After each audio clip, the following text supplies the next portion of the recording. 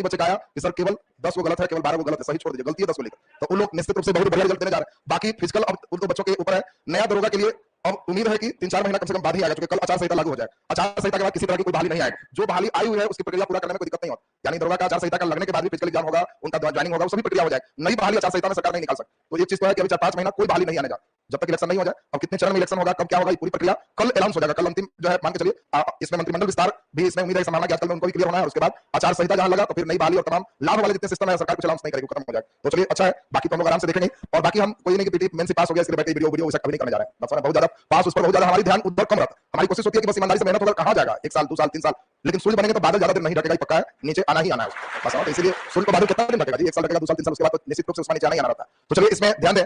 इसमें offline class के लिए भी लगभग है कि अगले वर्ष लास्ट पटना है हमारा, क्योंकि पटना अगले साल से ऑफलाइन क्लासेस बंद हो जाएगी। क्योंकि हमारी कोशिश चल रही है, और काम पढ़ाना तो एक शौक से लगातार है सिस्टम में। तो इसमें अगले साल से हमारी है कि इसमें ऑफलाइन सेंटर कंप्लीट बंद करेंगे। फिर हम एक ही जगह रख के चाह रहे हैं कि जो आ गया उसको इतना घिस-पिस के ठीक करेंगे रिजल्ट। तो इसीलिए उसके लिए फिर हमें समय देना पड़ेगा, हॉस्टल निर्माण तमाम प्रक्रिया, और मतलब ऑफलाइन सेंटर होगा लेकिन हॉस्टल के साथ हो जाएगा, फिर प्रक्रियाएं बदल जाएगी। तो इसलिए प्रोसेस जो अभी चल रहा है वो प्रोसेस चेंज हो जाएगा। फिर जिनको पढ़ना है वो फिर आना होगा सिस्टम पे, ज्यादा दिन नहीं रखेंगे, बस 3 महीना एकदम चुपचाप हमारे साथ रहना होगा। फिर आर्थिक कितना खराब है, 3 महीना में अभी 3 घंटा रह रहा है हमारे साथ, 16 घंटा ठीक से रखेंगे। 16 घंटा में जैसे हमारे रहेगा पास में, तो उतना बिना रखे रात के खाना नहीं देंगे। बात समझ आना, जितना पढ़ा रहे हैं उतना सुना दिया तो आगे रूटीन में पड़ेगा, तो गाइड कर देंगे। तो इसीलिए उतना रह गया, और तब 3 महीना में पढ़ा के समझा के सब खत्म करके उसके बाद किसी लड़के का गरीबी स्थिति है कुछ है, अपना घर जाइए, वहीं घर का एक रूम अपना बना लीजिए सेल्फ स्टडी के लिए, और ईमानदारी से पढ़िए, 1 साल के अंदर रिजल्ट दे दे। तो हम इस पे खास करके धीरे-धीरे प्रयास में लग रहे हैं, और उम्मीद है कि एक बैच और अंतिम लिया जाएगा, उसके बाद फिर नेक्स्ट उस प्रोसेस पे लग जाएंगे। आने तो ये माया में लगे रह जाएंगे, तो फिर शुरू नहीं हो, कुछ ना कुछ तो त्याग करना ही करना पड़ेगा। इसलिए माया सिस्टम हटा नहीं होगा। हमें लगेगा कि नहीं, हमको जो चाहिए हम विल पावर एकदम रखते हैं कि जो सोच लिए वो करना है, और फिर उसके आधार पर वो रिजल्ट फैक्ट्री खोलने जा रहे हैं। फैक्ट्री हो बस, रिजल्ट फैक्ट्री होना है, उस फैक्ट्री से काफी लोग तैयार करेंगे, तो वो स्टेप चलेगा। तो चलिए खैर, ये तो अभी आप लोग अगले बैच तक भी हैं, उसके बाद फिर सिस्टम में जो भी रहेगा पूरे व्यवस्थित सिस्टम सब आपको बताया ही रहेगा। चलो अभी हम उधर की ओर भटकाओ एकदम बंद करो, सब खत्म, आ जाओ मॉडर्न हिस्ट्री में। चलिए ध्यान दीजिए, मॉडर्न हिस्ट्री की बारी चल रहा है, अब ध्यान से समझिए। आधुनिक इतिहास में पहला लेसन हम लोग बेसिक कंप्लीट कर लिए थे, और आज से हम लोग का शुरू करना है दूसरा लेसन। तो नीचे हेडिंग दें, दूसरा पार्ट, भारत में यूरोपीय कंपनी का आगमन। बहुत अच्छा लेसन है, भारत में यूरोपीय कंपनी का आगमन। भारत में यूरोपीय कंपनी का आगमन।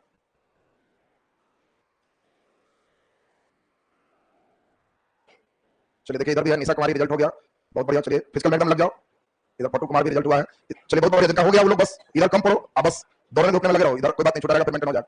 भारत में यूरोपीय कंपनी का आगमन, हेडिंग दे दिया सब कोई। चलो कलम रखो, खूब बढ़िया से हम लोग स्टेप को समझते हैं। भारत में यूरोपीय कंपनी के आगमन में हम लोग अब एकदम जीरो लेवल से ध्यान देंगे, और जो लड़के हमारे साथ स्टेप बढ़िया से पकड़ेंगे उन लोगों का बेसिक एकदम क्लियर हो जाएगा। देखिए पिछले क्लास में आपको जो हमने पढ़ाया था उस सिस्टम सीरीज को आगे की ओर बढ़ाया। पिछले क्लास में आपने देखा कि यहाँ कुस्तुनतुनिया का साम्राज्य था, और भारत में लोगों का आना जाना लगा हुआ था किसके मद में, मसालों के लिए। लेकिन धीरे धीरे अब एक इंपॉर्टेंट बात यह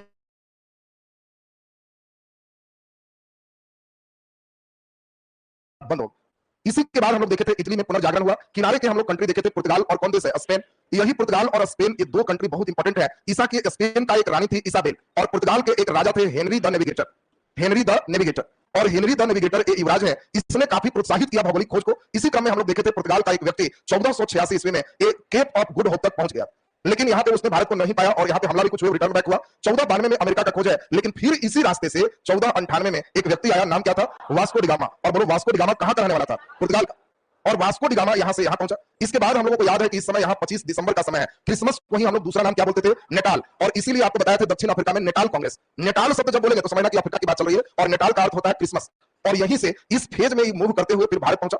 भारत पहुंचने में वास्को डी गामा पहला यूरोप का व्यक्ति है जो जलीय मार्ग से इंडिया पहुंचा, इसके पहले कुछ कोई नहीं पहुंचा। और इस व्यक्ति को इंडिया पहुंचाने में सहायता देने वाला गुजरात का एक व्यापारी था, नाम हम लोग सुने थे अब्दुल मलिक, यही इसको सहायता दिया। यह कहां सबसे पहले पहुंचा, केरल में, और केरल के घाट कौन है, कालीघाट, और वहां राजा कौन है, जमोरिन, और जमोरिन उसका खूब स्वागत किया। याद आ गया सबको। अब यहां से स्टेप हम लोग देखें, जब इस रास्ते से व्यापार हुआ, शुरुआत में ही सामान लेके गए, 60 गुना प्रॉफिट। 1 लाख का सामान गया तो 60 लाख इनकम, कौन नहीं चाहे। धीरे धीरे ऐसा नहीं समझना कि वास्को डी गामा फिर नहीं आया, दोबारा भी आया, तिबारा भी आया, इतना मन इसका खुश था कि यहीं मरा। बात समझ लो, वास्को डी गामा इंडिया में ही मरा। और ये अभी सुन लीजिए, अभी जो वर्तमान पे चल रहा है, आपसे क्वेश्चन पूछा जाएगा वास्को डी गामा का कब्र कहां है। दूसरा क्वेश्चन, वास्को डी गामा कब मरा, जल्दी बोलिए। 1524 में, बिल्कुल सही आंसर। तो हम लोग इसका भी पूरे हम लोग सिस्टम सुनेंगे, अभी केवल बात को सुनिए, हम लोग पूरे सिस्टम पे बुला रहे हैं। जब पुर्तगाल यहां आया तो पूरे यूरोपीय देश चुपचाप देख रहे थे कि क्या होता है। ऐसा तो नहीं कि वहां गया नुकसान है, फायदा है, क्या है देखना। लेकिन जब इन लोगों ने देखा कि बहुत जबरदस्त लाभ हो रहा है, तो 100 साल के बाद 1498 में 100 साल जोड़ 1598, इंग्लैंड के भी लोग सोचने लगे कि हमको भी ठीक ठाक करना चाहिए। और यही 1498 में पुर्तगाल ईस्ट इंडिया कंपनी की स्थापना है। 1600 में डेट पूछता है, क्योंकि यह ठीक एक दिन के लिए बच गया, 31 दिसंबर 1600। एक दिन बाद सिग्नेचर होता तो 1 जनवरी 1601 हो जाता।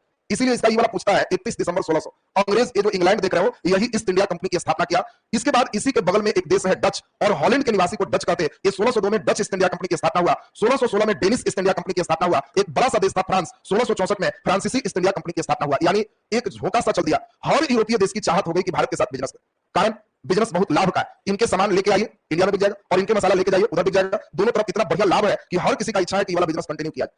और देखते देखते यूरोपीय देश यहां आ गए। इसी से हम लोगों का भी लेसन शुरू है, भारत में यूरोपीय कंपनी का आगमन। अब बहुत अच्छा क्वेश्चन आपको आएगा, ये हमारा पुर्तगाल है, ये हमारा अंग्रेज है, ये हमारा डच है, ये डेनमार्क है, और ये फ्रांसीसी। क्वेश्चन आपसे पूछा जाएगा कि भारत आने वाला दूसरा यूरोपीय कंपनी कौन था? जल्दी बोलो।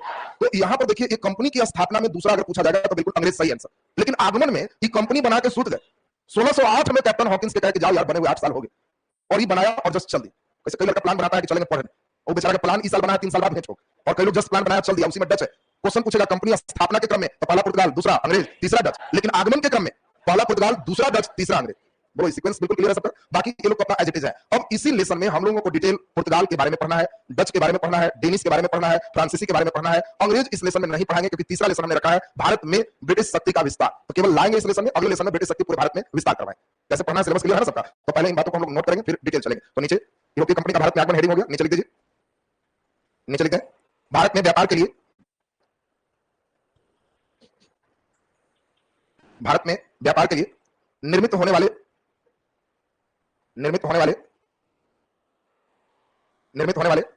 यूरोपीय कंपनी,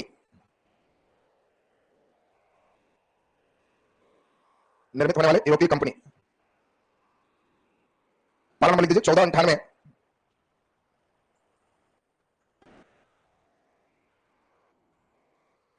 1498 पुर्तगाल ईस्ट इंडिया कंपनी।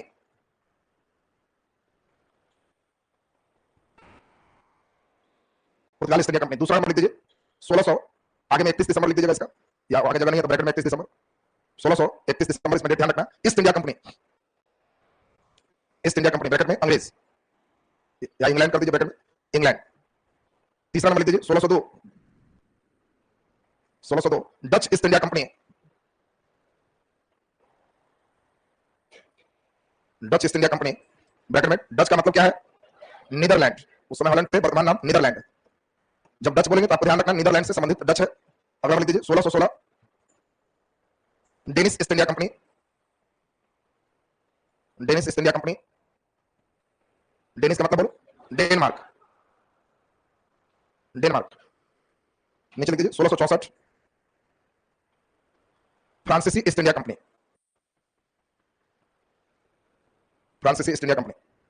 चलिए नीचे डबल स्टार लगा के लिख दीजिए। आगमन का सही क्रम,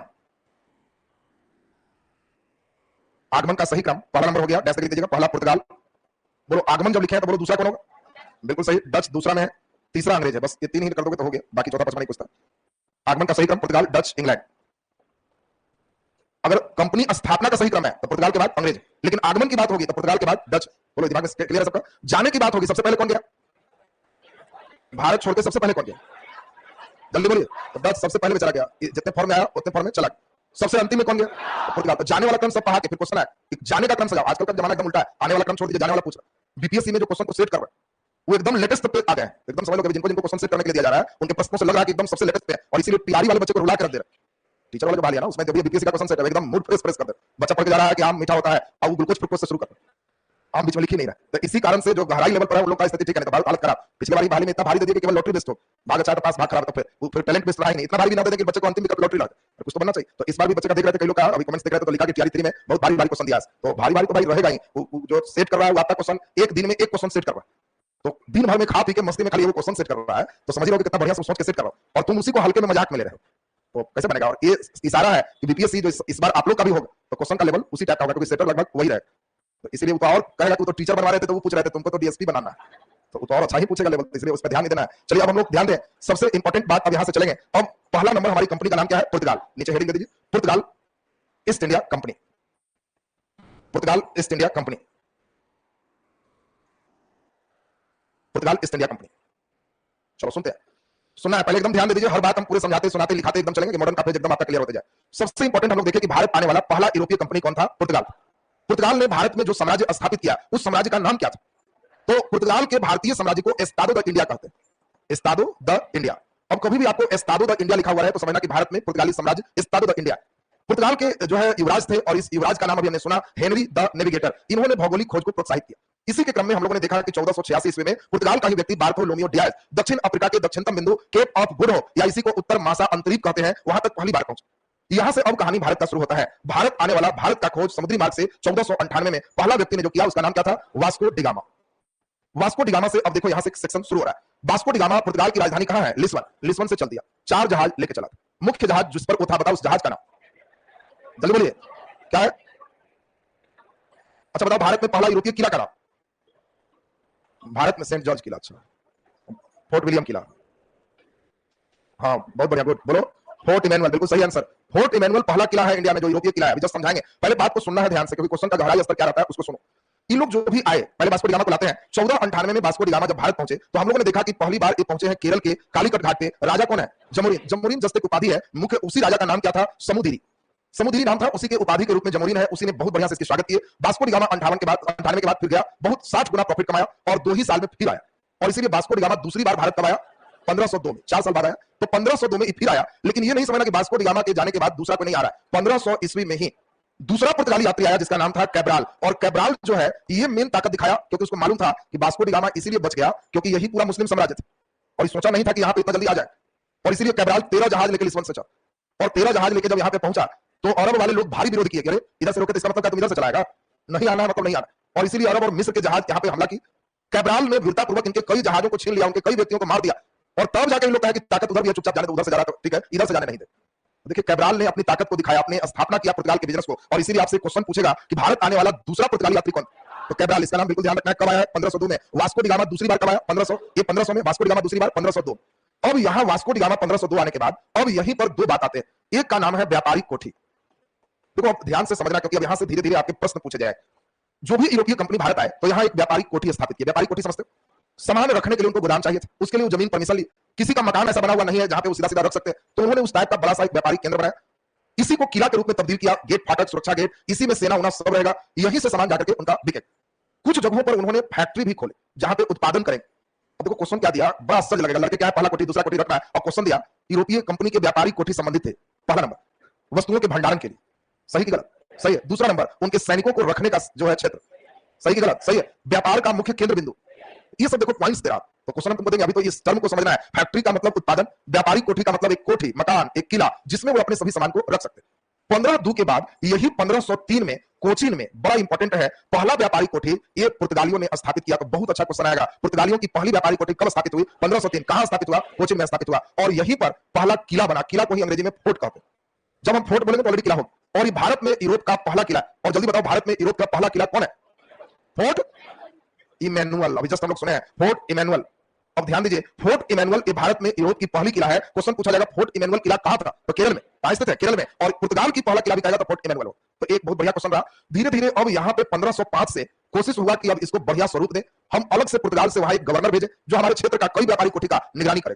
और 1505 से गवर्नर भेजने की प्रक्रिया शुरू हो गई। उसी प्रक्रिया में 3-4 गवर्नर आने के बाद फिर वास्को डिगामा को कहा गया कि आप भी गवर्नर बन के जाइए।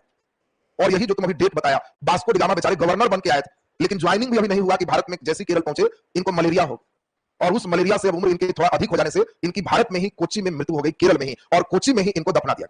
और इसीलिए वास्को डिगामा का कब्र कहां है? तो कोच्चि में। वास्को डिगामा मृत्यु भारत में है, किस वर्ष? 1524। और इसीलिए हमने बताया कि इनकी उम्र अधिक हो गई है, 98 में आया था। और सोचो कि 98 से 24, 26 साल हो गए। अगर उसकी आयु 50 साल के आसपास भी 40 साल मान लोगे, आने समय पहला, तो 26 जोड़ दोगे तो 70 लगभग पहुंचा। और इसी कारण से इसकी भारत में ही मृत्यु है। तो वास्को डिगामा को चलो काम खत्म हो गया। अब इसमें हाँ बोला जाए, वास्को डिगामा 3 बार है। पहला बार आया 1498 में, दूसरा बार आया 1502, तीसरी बार गवर्नर बन के आया जो मृत्यु हो। असल गवर्नर बन के जब आया तो इसकी मृत्यु हो गई है। अब इसमें हम लोगों को बहुत इंपॉर्टेंट अभी समझना है पुर्तगाल के गवर्नर। अब देखो पुर्तगाल के गवर्नर में 3 गवर्नर हर बच्चे को याद चाहिए। पहला गवर्नर का नाम है Francisco de Almeida, Francisco de Almeida. दूसरा गवर्नर हमारा है अल्बुकर्क, अल्बुकर्क। और तीसरा गवर्नर है निनो डी कुन्हा। अब ध्यान से सुनेंगे, हर बच्चे को पहले तीनों नाम एकदम क्लियर होना चाहिए। पहला गवर्नर कौन है? फ्रांसिस्को डी अल्मेडा, दूसरा अल्बुकर्क, तीसरा निनो डी कुन्हा। तीनों सुनो। 1505 से 1509 तक ये फ्रांसिस्को डी अल्मेडा पहला गवर्नर।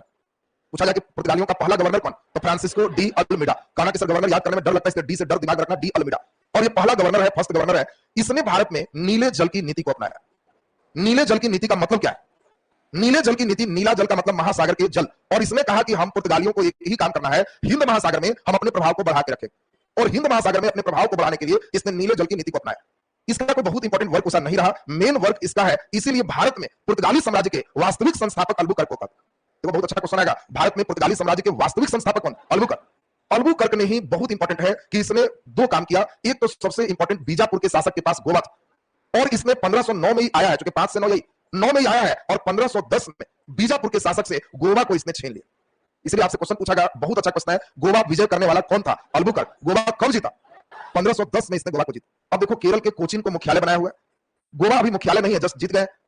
इसी समय अब कई यहां पे प्रयास लोग किए, इसके समय ही मुस्लिम कंट्री इनको भगाया जाए, और अब मिस्र सब सबके संयुक्त सेना हमला की, लेकिन सभी पर भारी रहा, विजयी रहा। उस लड़ाई का नाम दीव का युद्ध है। दीव आप लोग नाम सुने होंगे, दमन और दीव, दमन दीव का नाम सुने हो, वही दीव का युद्ध। उस युद्ध में पुर्तगाल की ही जीत है, पहले देखिए स्थापित नहीं है। अल्बुकर्क इतना तेज था कि इसने पुर्तगालियों को सलाह दिया कि जो पुर्तगाली इंडिया में आ रहा है उस सब की ड्यूटी यही है, भारतीय महिला से विवाह करो। भारतीय लोग दामाद की सेवा अच्छे करते हैं, पिटाई उटाई नहीं होगा, हम लोग का रहना स्थायी हो जाएगा। यहाँ पे अगर विवाह करोगे तो रहने का रेसिडेंस तमाम सुविधा। इसीलिए पूछा जाएगा कि बताओ भारतीयों को विवाह के लिए प्रोत्साहित किसने किया? अल्बुकर्क। अब देखिए नए डिजाइन से गोवा भी इसने जीता। अल्बुकर्क के समय अब देखते देखते कई क्षेत्र भी इसमें बढ़ गए। अब धीरे धीरे इन लोग इससे भी ऊपर जाना शुरू करें, और मेन सबसे बड़ा विस्तार किसके समय? निन्नो डी कुन्हा। निन्नो डी कुन्हा, अब यहाँ पे इनके समय कई सेक्टर आएंगे। अब मेन यहाँ पे एक क्षेत्र इनका मिलेगा बेसिन, इधर से हम लोग देखेंगे चटगांव, इधर से हम लोग देखेंगे एक और हुगली। और आज के क्लास में केवल हम चाहते हैं कि पुर्तगाल का दिमाग में स्टेप हर बच्चे का सेट हो, बस इतना ही है। मैपिंग जिस बच्चे को धीरे धीरे आ गया, इंटरेस्ट इसमें आ गया, तो बस सब मॉडर्न ठीक हो जाएगा। स्टेप पे सुनो, सबसे पहले कोचीन इनका मेन व्यापारिक केंद्र स्थापित हुआ 1503 में। शुरू वाला सबको याद होना चाहिए डेट के साथ। पुर्तगाल की पहली व्यापारिक कोठी 1503 कोची, ये तो दिमाग में आ गया। जो भी लोग आते थे इधर से आते थे, इसलिए सबका ध्यान इधर पे हो। अगर इधर पर कोई ध्यान देंगे तो एक अच्छा ऑब्जेक्टिव क्वेश्चन हो जाएगा कि भारत के पूर्वी तट पर क्यों ज्यादा ध्यान दे। इनका ध्यान भी यही है। हम लोग अभी जस्ट सुने कि 1510 में ये गोवा को जीत लिए, और यही जो लास्ट देख रहे हो निन्नो डी कुन्हा 1530 में गोवा को ही मुख्यालय बनाया। आगे हम लोग स्टेप चलेंगे, क्वेश्चन आएगा गोवा जीता कौन? अल्बुकर्क। गोवा को मुख्यालय कौन बनाया? निन्नो डी कुन्हा। गोवा कब जीता? 1510। गोवा मुख्यालय कब बना? 1530। ये दोनों डेट आपके दिमाग में आना चाहिए। धीरे धीरे ये लोग इससे ऊपर जब हुए, मुंबई भी जीते। मुंबई के बाद यहीं पर बेसिन जीते, यहीं पर दमन जीते, और यहीं पर दीव जीते। ये सब गुजरात के राजा की कहानी सुनाएंगे, कैसे वो दूसरे को बुलाएगा। अंतिम हाथापाई इतना होगा कि मीटिंग होगा, इस समुद्र में चलो वहीं पर मीटिंग हो, सेना सब छोड़ दो, और समुद्र के जहाज पर दोनों सेना छोड़ देंगे, और दोनों समुद्र के जहाज पर जाएंगे, और वहीं दोनों में कोई सेना नहीं, अपने में फटाफटी होगी, और गुजरात के शासक को टांग के समुद्र में फेंक दिया, वहीं मर जाएगा। और ये सब क्षेत्र पर देखेंगे कब्जा होगा। यहीं पर सबसे इंपॉर्टेंट ध्यान इधर है, ये देखो यही क्षेत्र है हुगली, और बांग्लादेश में है चटगांव। बस मैं चाह रहा हूं सबसे पहला आज के डेट में, ये जैसे ही दिमाग में आपका आएगा धीरे धीरे मॉडर्न आपका सही होते जाए। पहले दिमाग में बैठना चाहिए, जब हम कहेंगे भारत में पुर्तगाल का केंद्र, तो कहना सब समझ गए। इस साइड में दो है, चटगांव बांग्लादेश में और हुगली बंगाल। इस साइड में आएंगे तो सबसे पहले कोचीन, उसके बाद गोवा, उसके बाद मुंबई, तब बेसिन, तब दमन, और तब दीव। धीरे धीरे होगा क्या, इनकी कहानी सुन के आपको आश्चर्य होगा। पुर्तगालियों की मेन ड्यूटी क्या थी? तो काटेज पद्धति थी, परमिशन लेना है, काटेज माने लाइसेंस लेना है। तुमको कोई भी पानी यात्रा करना है तो हमसे परमिशन लो, वो नहीं रहेगा तो हम तुम पर हमला करेंगे, सब छीन ले। काटेज लिया, पैसा दिया तो जा सकते हो। और इसी क्रम में लोग एक नया चीज सीख गए, वो था समुद्र में लूटपाट कर। पुर्तगाली इसके लिए फेमस हो गए, कोई जहाज देखे तो सेना है, लूटो सब छीन लिए, चल दिए। कौन? तो पुर्तगाल छीन। आपसे क्वेश्चन पूछेगा कि इस पूरे में पुर्तगालियों का सबसे महान बंदरगाह कौन? तो ये सब महान नहीं है, इनके महान बंदरगाह चटगांव को कहा, इसलिए ध्यान रखना सबसे महान बंदरगाह पुर्तगालियों का कौन है? चटगांव। इधर जब वो लूटपाट मचाने लगे तो इधर मुगल शासक और शाहजहां इन पर हमला करके हुगली छीन ली, और औरंगजेब कहा कि इसका चटगांव भी छीनो, नहीं तो बहुत हमला करता है। तो इधर दोनों गायब हो गया, एक शाहजहां और एक औरंगजेब। शाहजहां कौन छीना? हुगली, औरंगजेब चटगांव। क्वेश्चन आएगा पुर्तगालियों से चटगांव किसने छीन ली? औरंगजेब। ये दोनों बेचारे गायब हो। यहाँ पे त्रावणकोर के राजा थे, बाद में 30 से इनका मुख्यालय गोवा था, तो त्रावणकोर के राजा कोची छीन ली, ये भी छीना। धीरे धीरे यहाँ मराठा डेवलप किए तो बेसिन छीन ली, मराठा इनसे ज्यादा मजबूत रहा था, बेसिन खत्म हो, तो इनका बेसिन भी छिना गया, कोचिन भी छिना गया, हुगली भी छिना गया, चटगांव भी छिना गया। इंग्लैंड के युवराज थे जेम्स द्वितीय, उनकी शादी थी कैथरीना से, और कैथरीना से शादी में पूरा बंबई दहेज में दे दी। बात समझो, बंबई पूरा तिलक में दे दिए। तो इंग्लैंड में शादी में तिलक में कैथरीना के बंबई इंग्लैंड को मिल गया, दहेज में पुर्तगाल वाले दे दिए। वो भी कहा कि इंडिया में बिजनेस करना मिल जाएगा तो ठीक है, तो पूरा बंबई दहेज। बचा क्या बेचारे का? गोवा, दमन, दीव। अंग्रेज यहाँ भारत में कब्जा किए तो क्या वो पुर्तगाल को यहाँ से भगाएंगे? नहीं, ससुराल में इनको बंबई मिला हुआ, भगा। ये लोग भी कहा कि ठीक है तुम ई वाला पर रहो, बाकी हम देखें। और इसीलिए 1947 में जब भारत आजाद हुआ तो भारत सरकार कही कि हम आजाद हो गए। पुर्तगाल कहा कि इंग्लैंड से ना, यहाँ हमको इंग्लैंड तक नहीं छुआ, इधर मत छूने की कोशिश कर। और इसीलिए गोवा, दमन, दीव ये सब आजाद नहीं हो। अब सोचिए भारत सरकार जबरदस्ती 47 से काफी वर्ष के बाद 1961 में पूरा सेना लेकर तैयार होकर भागते हो कि नहीं? तुम लोग अभी भी यूरोप से यहाँ आकर रहेगा, तुम जबरदस्ती इस सबको छीनी, और तब उसको छीनने के बाद 61 में ही अंतिम रूप से गए। और इसीलिए पुर्तगाली सबसे पहले भारत आए और सबसे अंतिम में गए। अंग्रेज भी 1947 में चला गया, देखो 1961 में जा। इतना टाइम इसीलिए लगा क्योंकि एकदम साइड किनारे हिस्से में अंग्रेज भी उनको कोई डिस्टर्ब नहीं किया। भारत सरकार भी अभी उनके पास 500 से ज्यादा रियासत मिलाने की समस्या, अपने ठिकाना नहीं रहेगा तो पुर्तगाल से क्या भिड़ने जाए। तो अभी अपना ही रियासत सब ठीक कर रहा है, राज्यों का पुनर्गठन चल रहा है। 56 के बाद जब पुनर्गठन में राज्य जब होना शुरू हो गया तब हुआ कि तो ये भी मेरा राज्य होगा, तब वो कहे कि अब हम नहीं जाएंगे, तब हमला शुरू सोचे, तब जाके निकला। और हमारे यहाँ राज्य बनने की क्रिया पढ़ोगे, राज्य पुनर्गठन आयोग 56 के बाद, इसीलिए 56 के बाद हम लोग एक्टिव जाके निकाले। अब ध्यान दें, यहाँ रहन सहन अगर कभी गोवा जाओ तो पुर्तगालियों का बसाया हो तो कंप्लीट पुर्तगाली फैशन मिलेगा। यानी तुम अगर यूरोप में पुर्तगाल नहीं गया घूमने तो गोवा घूम करके समझ सकते हो कैसा लोग रहते हो। दूसरा, दमन और दीव, दादर नगर हवेली कंप्लीट पुर्तगाली कल्चर, और इसीलिए उसको सुरक्षित रखने के लिए इसको केंद्र शासित प्रदेश बनाया गया। तो क्वेश्चन है, दमन और दीव को केंद्र शासित प्रदेश का दर्जा देने का कारण है चॉइस ए सुरक्षा की दृष्टि से, बी फ्रांसीसी संस्कृति को सुरक्षित रखने के लिए, सी पुर्तगाली संस्कृति को सुरक्षित रखने के लिए। तो आंसर पुर्तगाली संस्कृति को सुरक्षित रखना। तो लाइन क्लियर है सबका। अब इसी में हम लोग का पूरा स्टेप आएगा, तो थोड़ा सा केवल अभी लिखाएंगे, उसके बाद बाकी स्टेप्स हम लोग फिर एक साथ चलेंगे। तो नीचे अभी सब मिटा दे तो क्या जगह लिख सकते हो सब ना, अभी जस्ट हम चेक करेंगे। धीरे धीरे तुम्हारे दिमाग में एक एक नक्शा घूमना चाहिए कि हाँ कहाँ कौन है, एकदम पूरा स्टेप्स एकदम क्लियर होना चाहिए। चलो देख ले, चलो इधर से कौन आएगा, तुम ही आओ। देखो अभी जस्ट हम जगह बोलेंगे, सब जगह को प्लॉट करना है। चलो अपने से तुम बताते जाओ कौन जगह है। दीप है, बोलो।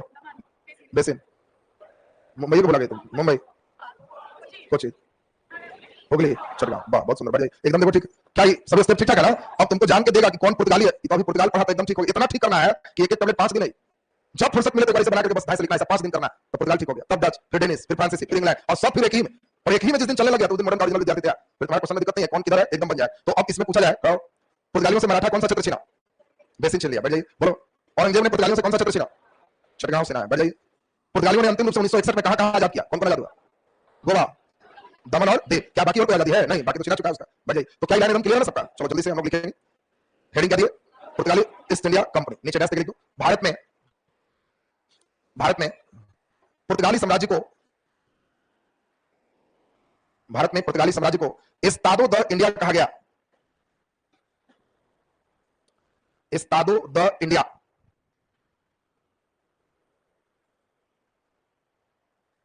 एस्तादो द इंडिया कहा गया। नीचे स्टार लाके डैश लिखते हैं, भारत आने वाला पहला यूरोपीय कंपनी पुर्तगाल था, उसी में लिख दो। तथा भारत वाला यूरोपीय कंपनी पुर्तगाल था, ब्रैकेट 1498, तथा भारत से जाने वाला अंतिम यूरोपीय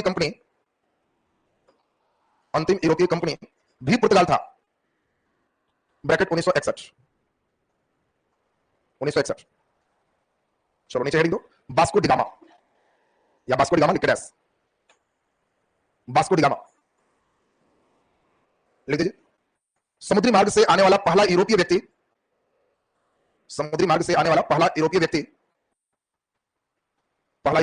वास्को डी गामा था। जैसे लिख दीजिए, गैब्रियल जहाज का नाम था गैब्रियल जहाज से 1498 में गुजरात के व्यापारी अब्दुल मलिक भी कई जगह रहता है, मजीद भी रहता है। अब्दुल मजीद की सहायता से, गुजरात के व्यापारी अब्दुल मजीद की सहायता से 1498 में केरल के कालीकट घाट पर पहुंचा,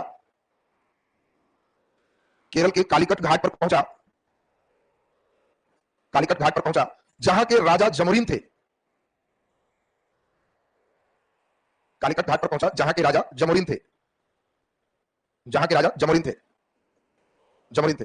नीचे डैश लिख दो, वास्को डी गामा दूसरी बार 1502 में आया।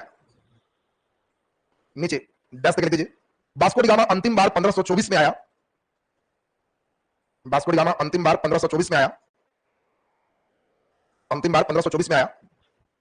जहां मलेरिया के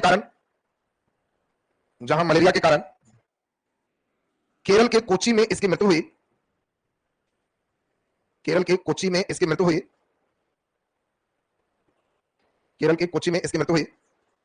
वहीं इसका कब्र स्थित है।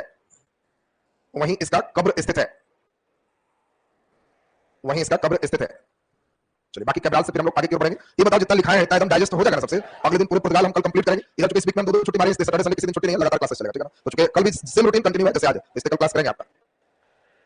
हाँ किरण कुमारी बहुत टफ क्वेश्चन भेज दो, 8 पर डिस्कशन कर देंगे। 8294422949 इस पर फोटो को स्कैन करिए क्वेश्चन को, और स्कैन करके भेज दीजिए पूरा एक साथ, उसको देख लेंगे तो क्वेश्चन करवा देंगे।